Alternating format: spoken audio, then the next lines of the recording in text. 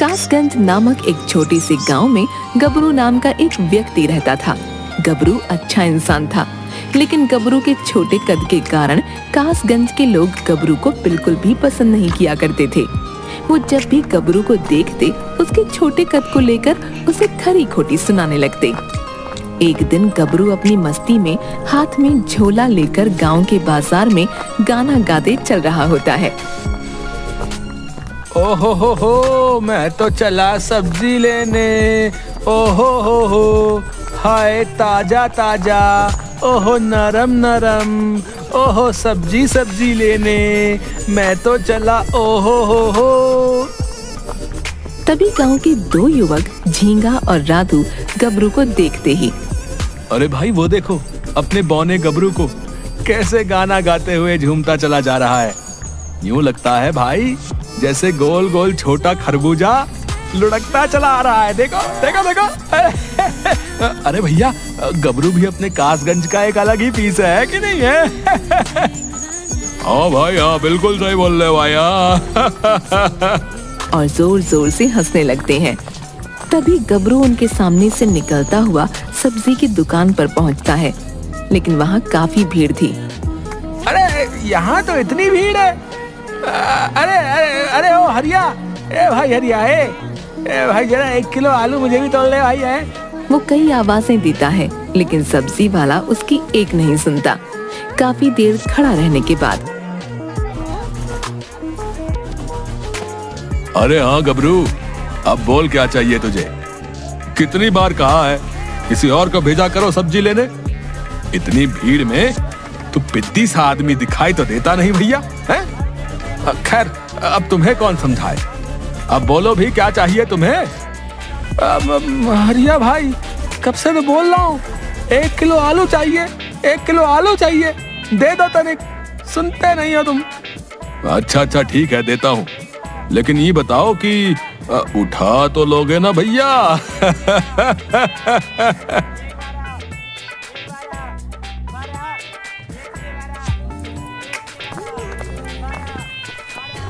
अरे आ गया तू, काफी देर लगा दी तूने आने में। आलू लेने गया था या वहीं बसने का इरादा करके गया था? काम चोरी में तो तेरी कोई बराबरी नहीं कर सकता है गबरू। अब मुझे यूं देख क्या रहा है? जाकर नदी से पानी ले आ। घर में एक बूंद भी पीने का पानी नहीं है। जाकर पानी लेकर आ। पूरा दिन मुफ्त की रोटियां तोड़ता रहता है। कोई काम धंधा भी कर लिया कर। हे भगवान, न जाने क्यों तूने मुझे ऐसी औलाद दी। काम की न काज की, दुश्मन अनाज की। चल जाए यहाँ से। गबरू अपने पिता की ऐसी कड़वी बातें सुनकर बहुत दुखी हो जाता है। अच्छा ठीक है, जाता हूँ।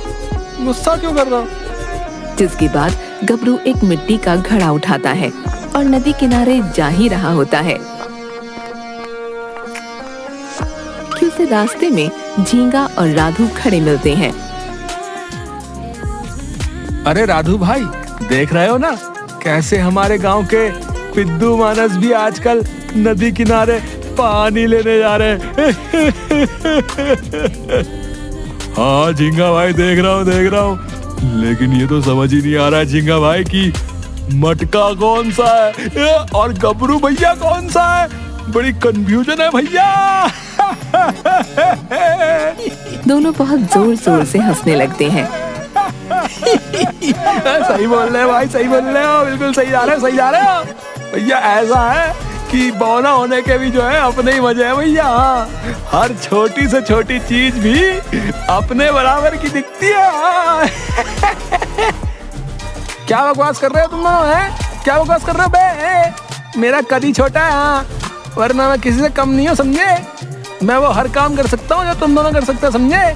मुझे कम मत समझना, तुम दोनों बता रहे हो। हाँ अरे हाँ गबरू भाई, हम कहाँ तुम्हें कम समझ रहे हैं। आखिर तुम तो हो ही हम सबसे अलग। आखिर बौने जो ठहरे भैया।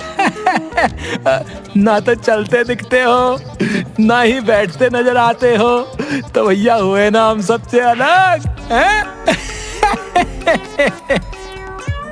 और झींगा राधू फिर से जोर जोर से हंसने लगते हैं। अपने बारे में ऐसी अपमानजनक बातें सुनकर गबरू वहाँ बड़ी उदासी से चुपचाप निकल जाता है। कुछ दूर चलने पर गबरू नदी किनारे पहुँचता है और रोने लगता है। इस गांव में जिसे देखो वही मेरा मजाक उड़ाने लगता है। अब मेरा छोटा कद है तो इसमें मेरी क्या गलती है भैया? बाबा भी मुझे नहीं समझते, दिन रात बस मुझे ताने ही दिया करते हैं। अब बस बहुत हुआ, अब मुझसे और नहीं सहा जाएगा। अब मैं और ऐसी जिंदगी नहीं जीना चाहता हूँ जहाँ कदम कदम पर मेरा मजाक उड़ाया जाता है। मैं इस नदी में डूबकर अपनी जान दे दूंगा। हाँ। गबरू जैसे ही नदी में डूबने के लिए पैर आगे करता है, अचानक से एक बहुत ही सुंदर कछुआ नदी में से उसके सामने आता है।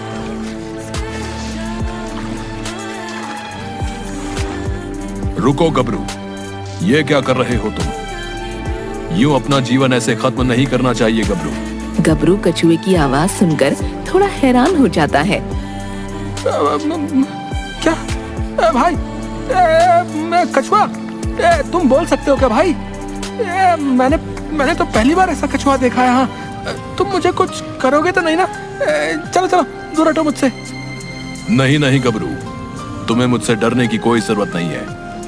मैं कोई साधारण कछुआ नहीं हूँ, बल्कि एक मायावी कछुआ हूँ। मैंने तुम्हारी सारी बातें सुन ली हैं गबरू।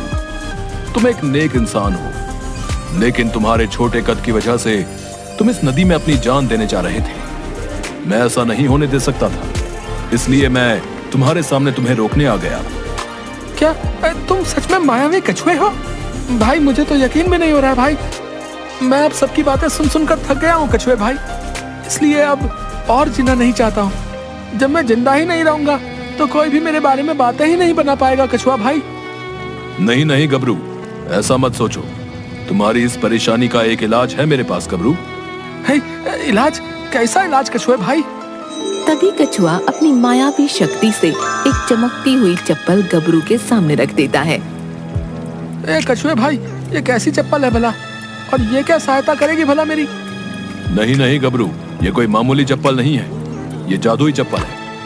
तुम जब भी इस चप्पल को पहनोगे तो तुम्हारा कद इन सब गांव वालों से सबसे बड़ा हो जाएगा गबरू। फिर गांव वाले तुम्हें कोई साधारण सा व्यक्ति नहीं समझेंगे। जब तुम ये जादुई चप्पल पहनोगे तो ये अपना जादू जरूर दिखाएगी। क्या कहा? जादुई चप्पल? मुझे तो यकीन ही नहीं हो रहा है। कछुए भाई, क्या सच में ये अपना जादू दिखाएगी है? तभी गबरू जादुई चप्पल अपने पैर में पहन लेता है और अचानक से गबरू ऊपर उड़ने लगता है।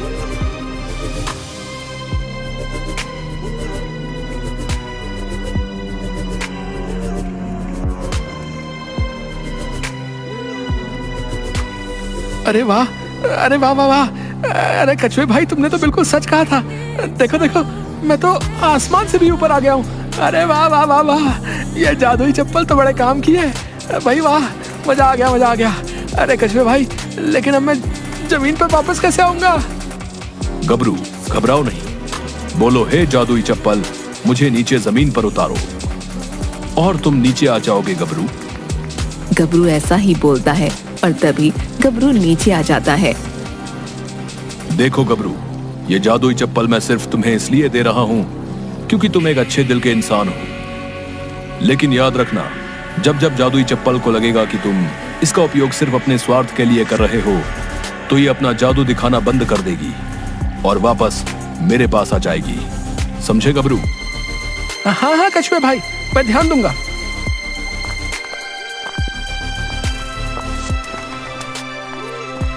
इसके बाद गबरू अपने साथ जादुई चप्पल लेकर अपने घर आता है। आ गया तू, कब से तेरी राह देख रहा हूँ। ये तेरे हाथ में किसकी चप्पल है? हे भगवान, ये किसकी चप्पल उठा लाया तू? क्यों रे गबरू, काम धाम तो तुझसे होता नहीं, अब क्या चोरी भी करने लगा है तू?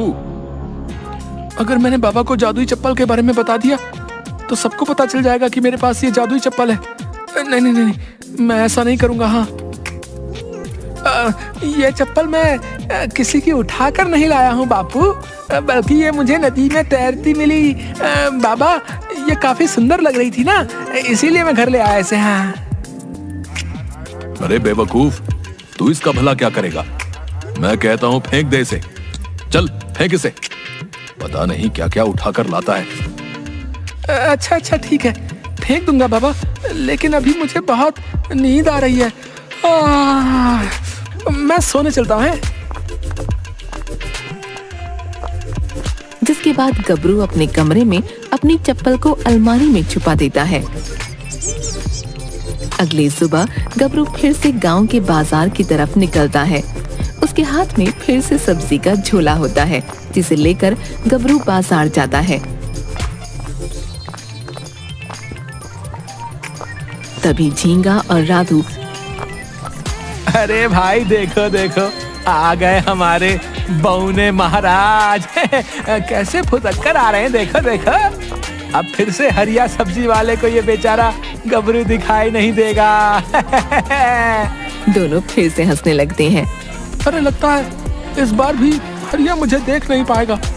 लगता है मुझे अपनी जादुई चप्पल का जादू दिखाना होगा। हाँ, तभी गबरू अपने झोले से वो जादुई चप्पल निकालकर पहन लेता है। जैसे ही वो चप्पल पहनता है, सबसे ऊपर दिखने लगता है। ये सब देखकर झींगा और राधू हैरान हो जाते हैं। अरे भाई, अरे अरे अरे, ये गबरू अचानक से ऊपर कैसे आ गया भैया? ये क्या हो रहा है भाई? कहीं मैं कोई सपना तो नहीं देख रहा हूँ? भाई राधू बता तो जरा, जो मैं देख रहा हूँ वो तुझे भी दिखाई दे रहा है क्या? हाँ हाँ झींगा भाई, मुझे भी दिख रहा है।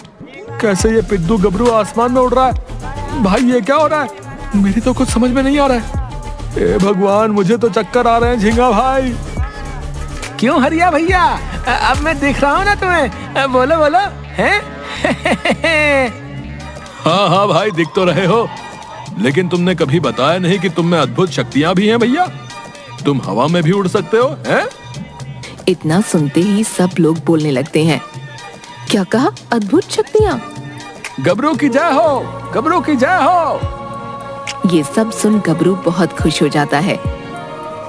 अरे हाँ हाँ हरिया भाई, मैं कोई मामूली व्यक्ति थोड़ा ही हूँ भला। ये अद्भुत शक्तियाँ तो मुझ में बचपन से ही है, बस कभी दिखाई नहीं। सोचा आज दिखाई देता हूँ। सभी गबरू की ये बात सुनकर हैरान हो जाते हैं। गबरू की उड़ने वाली बात पूरे गांव में फैल जाती है। अब पूरे गांव में चारों तरफ गबरू के ही चर्चे थे। अरे बेटा, ये मैं क्या सुन रहा हूँ? क्या तुझ में सच में अद्भुत शक्तियाँ हैं? जहाँ भी जाता हूँ पूरे गांव में तेरे ही बारे में बातें होती रहती हैं। क्या ये सब सच है? तू उड़ सकता है बेटा? बाबा हाँ हाँ, ये बिल्कुल सच है, मैं उड़ सकता हूँ। हाँ हाँ हाँ। लेकिन ये सब कैसे हुआ? वो गबरू अपने बाबा को सच बताने ही वाला होता है, लेकिन फिर गबरू अपने आप से कहता है, अगर मैंने बाबा को जादुई चप्पल के बारे में बता दिया तो सभी गांव वालों को ये बात पता चल जाएगी कि मुझ में कोई अद्भुत शक्ति नहीं है। सारा कमाल उस जादुई चप्पल का है। नहीं नहीं नहीं, मैं किसी को नहीं बताऊंगा। हाँ, अरे बाबा, मुझे भी अभी मालूम हुआ है कि मैं उड़ सकता हूँ। हाँ, मैं कोई मामूली इंसान नहीं हूँ, मुझ में अद्भुत शक्तियाँ हैं। हाँ। अच्छा, फिर तो ये बहुत अच्छी बात है। गबरू बेटा, तुझ में अद्भुत शक्तियाँ हैं। हे भगवान, तेरा बहुत बहुत धन्यवाद जो तूने मुझे ऐसा बेटा दिया। वाह वाह वाह वाह गबरू। अपने बाबा की ऐसी बातें सुनकर गबरू बहुत खुश हो जाता है, और जिसके बाद उसका बूढ़ा बाप वहाँ से चला जाता है। अब गबरू गांव में जहाँ कहीं भी जाता, सब उसे बड़ी इज्जत देने लगे थे। कोई भी उसके छोटे कद का मजाक नहीं बनाता था। अरे राधू, देखो देखो, गबरू जी आ रहे हैं। इनमें तो अद्भुत शक्तियाँ हैं भैया। हाँ, ये तो हमारे गांव के लिए बड़ी खुशी की बात है। हाँ भैया, वाह वाह वाह, गबरू जी बहुत अच्छे भैया, वाह। ये सब बातें सुनकर गबरू बहुत खुश हो जाता है। अरे वाह, अब ये दोनों जो मुझे दिन रात खरी खोटी सुनाया करते थे, आज मेरे बारे में अच्छी अच्छी बातें बोल रहे हैं। अरे भाई वाह वाह वाह, अब तो मजे ही मजे हैं। अब इनकी हिम्मत नहीं है जो मुझे कुछ भी बोले। आखिर अब मैं इस कासगंज में सबसे शक्तिशाली जो हूँ। भैया वाह वाह वाह, अब तो मेरे मजे ही मजे हैं। लेकिन अब मैं इन्हें ऐसे नहीं जाने दूंगा। हाँ, झींगा और राधू ने मिलकर मेरा बहुत मजाक बनाया है। अब मैं इन्हें सबक सिखा कर ही रहूंगा। हाँ। अब गबरू को अपने आप पर घमंड हो गया था। अब गबरू खुद किसी से सीधे मुंह बात नहीं करता था। गबरू समझने लगा था कि वो पूरे कासगंज में सबसे शक्तिशाली है।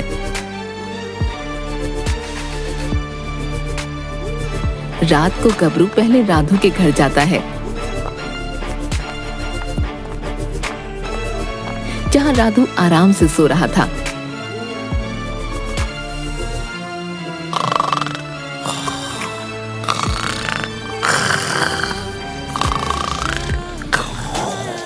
तभी गबरू राधू को एक जोरदार थप्पड़ मारता है और गबरू आसमान में उड़ने लगता है। कौन है भाई? किसने मुझे इतनी जोर का थप्पड़ मारा? कौन है? लगता है मेरा सपना होगा। भला मुझे कौन मारेगा? सो जाता हूँ। सपने भी ना बड़े अजीब अजीब दिखने लगे हैं आजकल। तभी राधू फिर से सो जाता है। फिर गबरू नीचे उतरकर एक और थप्पड़ राधू के मुंह पर मारता है और फिर वो आसमान में उड़ने लगता है। अरे कौन है भाई? कौन मार रहा है मुझे? कौन मार रहा है मुझे? कुछ नजर क्यों नहीं आ रहा भाई? ये कौन है भाई? ये सिलसिला काफी देर तक चलता है, जिसके बाद राधू जोर जोर से रोने लगता है। इसके बाद गबरू चुपके से झींगा के घर जाता है। झींगा भी आराम से सो रहा था। गबरू के हाथ में एक कैंची होती है और सोते हुए झींगा गबरू के सारे बाल काट देता है। अब आएगा ना मजा? तूने तो मेरा बड़ा मजाक उड़ाया झींगा। अब देखना तेरा कैसे मजाक बनता है। और गबरू हंसने लगता है।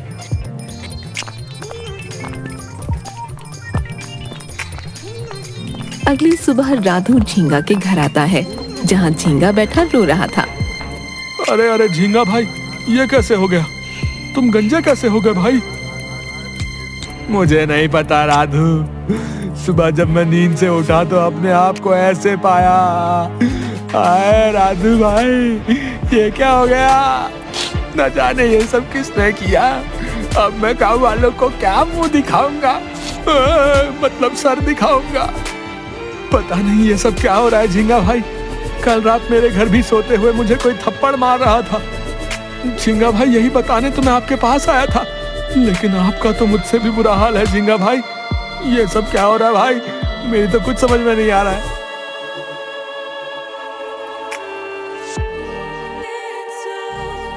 एक दिन गबरू उड़ते हुए कासगंज के एक पनघट पर जा पहुंचता है। ए ब्यूटीफुल लड़कियों, I am super powerful man गबरू। मेरे साथ कोई उड़ना चाहेगी? ऐसी बातें सुनकर सब लड़कियां हंसने लगीं और उनमें से एक लड़की बोली, गबरू अंकल, आज कहाँ फर्राटेदार इंग्लिश बोल रहे हो? उड़ तो सकते हो, लेकिन हो तो बौने ही ना। गबरू ये सब सुनकर गुस्से से लाल हो जाता है। ये अंकल किसको बोलती है? अंकल किसको बोला? अंकल दिखता हूँ क्या? एक एक करके देख लूंगा सबको। और उड़ता हुआ पनघट से थोड़ा दूर बांस की झाड़ियों में छिप जाता है। जब लड़कियां अपने घड़े लेकर वहां से निकलती हैं, तभी गबरू गुलेल से उनके मटके फोड़ देता है।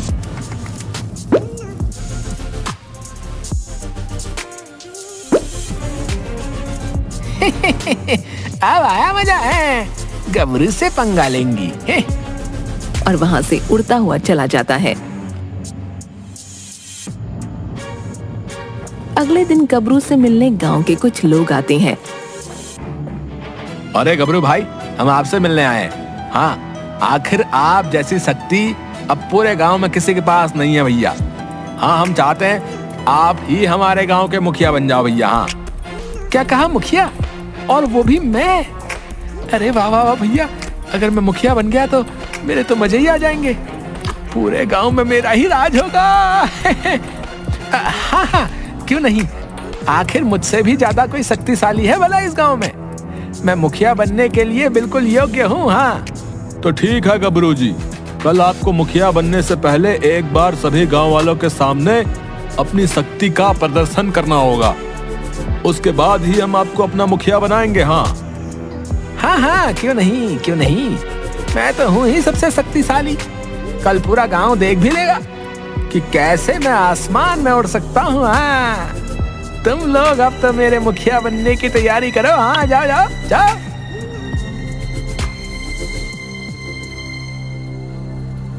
अगली सुबह गबरू और पूरा गांव उपस्थित होते हैं।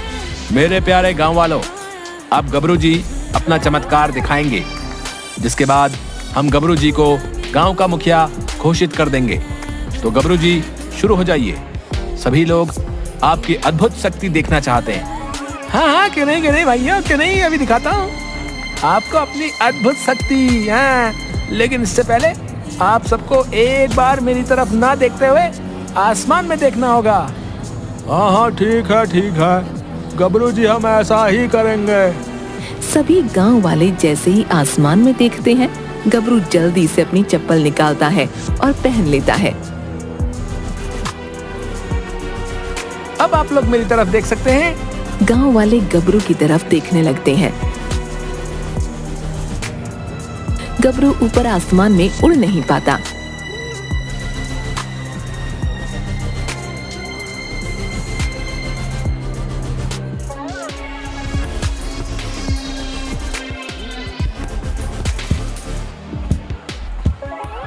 अरे, मैंने तो ये जादुई चप्पल पहन ली है, लेकिन मैं उड़ क्यों नहीं पा रहा हूँ? ये जादुई चप्पल, मुझे आसमान में उड़ाओ।